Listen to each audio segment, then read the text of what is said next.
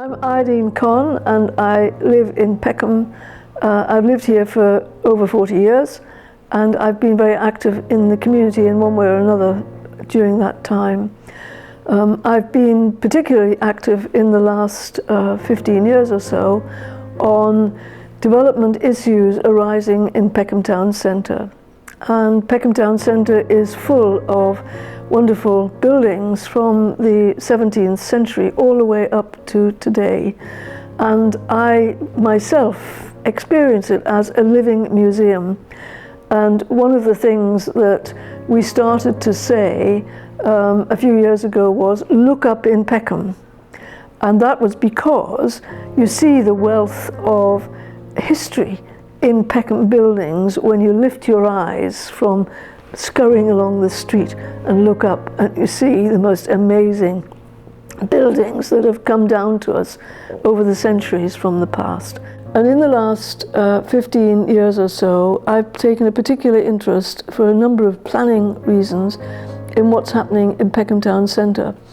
And out of the work that we did in 2005, investigating what the council's plans were for a very large site in the middle of the Peckham Town Centre, we had a campaign to get that reviewed because it didn't seem to be very sensible to close it off for a new development which was basically a tram depot. My name's Claire Hegarty. I'm an architect, and since 2016 I've chaired the Peckham Heritage Regeneration Partnership. I come from an architectural background and I am an architect, but I find myself quite critical of the architectural profession and what it produces in terms of the changes that are taking place, particularly in London at this moment. I feel like architects are simultaneously powerless and powerful. They're very powerful in that they have potentially the ability to kind of negotiate creatively spaces between lots of different groups of people and articulate things that are really important and need to be expressed, but also that they are powerless in that they get pushed about by developers and clients, and that I feel like it's really important that architects find ways of responding to the real crisis and needs, and how the architecture can be rich and full of ideas and experiences, and it's not just a kind of very, very commodified, banal, mechanistic way of creating spaces which can be traded for profit. So we had a campaign, and out of that campaign, which started in 2005, grew something that was called Peckham Vision. And then we got involved in the Peckham Multi-Story campaign to try to get that properly reviewed as well. And so over the years, what was started off as an informal, small group of people became an ongoing process of alerting people to what was happening in Peckham Town Centre. During the process of that, we realised how significant Peckham Town Centre was in terms of the history scattered throughout the town centre over the centuries from the 17th century. And I got very excited about that. That was when we devised this badge which says, look up in Peckham, because we realised that most people, including ourselves, before we started looking up in Peckham, we didn't realise how wonderful the buildings were, some of the buildings, and the variety of them, because they were covered in 20th century, not very good shop fronts, but they didn't do anything to the amazing architecture that was behind, which was just dirty and grimy. And that was when we discovered something called the Townscape Heritage Initiative, and thought that we ought to draw attention in a more effective way to the wonderful history of buildings in Peckham Town Centre. I'm very pleased that the Peckham Heritage Regeneration Partnership are working alongside Peckham Vision on this project to develop a community-based local list in Peckham and Southwark.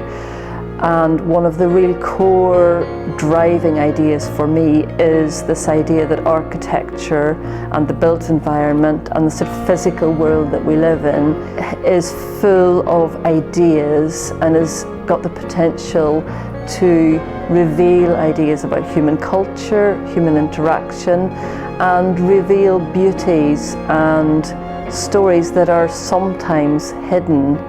And so we took the initiative and wrote to the Heritage Lottery Fund and said we thought that Peckham Town Centre was a very good candidate for a Townscape Heritage Initiative, and would they be willing to consider it if we encouraged the council to get involved. And they said yes they would, and so we encouraged the council to get involved, and that's how the Townscape Heritage Initiative arose. And that was an exciting development because it showed, and we had all the time through our campaigns being focused on the potential of Peckham Town Centre. It wasn't just opposition to something, but we could see all kinds of potential that the council's plans ignored. Another idea that really drives me is an idea that architecture has the potential to create meaning and beauty, but I feel like beauty and richness should be available to everyone. They are not luxuries that should just be available to people who can afford it. And so this idea has really driven my enthusiasm for a local list in Peckham and Southwark. So the importance of the local list is that unlike the other listed buildings, list grade 1 and grade 2, and I think grade 1 starred, they're about national approval of the buildings of national importance. The local list is a procedure which enables the local council to approve buildings for the local list. It has different rules and it has different levels of protection, but it is a very important addition to helping to protect buildings and places locally that people care about. Because I feel in Peckham, which I now have come to know quite well, there are all these intricate, rich layers of buildings from the 17th century to the 21st century. Some of them are very everyday and they're just very modest, very low-key, but they have a real richness and they make a contribution to the sense of place. But for us, we see the local list as having an incredible facility for encouraging people to learn about the planning system through the local listing, and for how they can really make a contribution from things that they care about. Some of the buildings are big, high status, landmark buildings. A lot of the buildings are neglected. And it's in Southwark, this council were not inclined to have a local list. They didn't think it was worth it. And it was a community campaign in 2018 across the borough with a number of groups that care about the historic and the heritage of Southwark. We got together and we persuaded the council to say yes, they would change that policy and they would adopt a local list.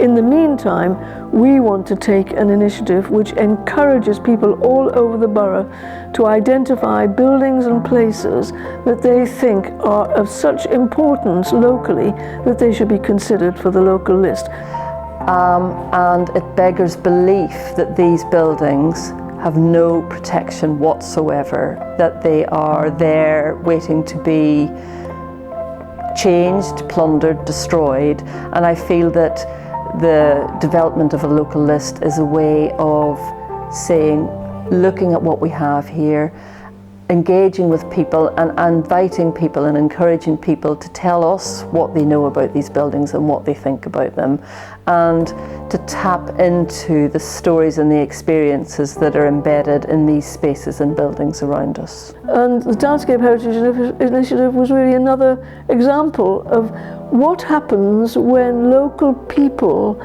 find ways to speak in such a way it can affect what happens. We proved that in terms of the planning process in terms of the council's development plans. Now we were proving it in terms of the Townscape Heritage Initiative, which all of these things need the council in a constructive involvement, but none of it would have happened in Peckham Town Centre without local people becoming involved in an informed way to have an effect on the way things work.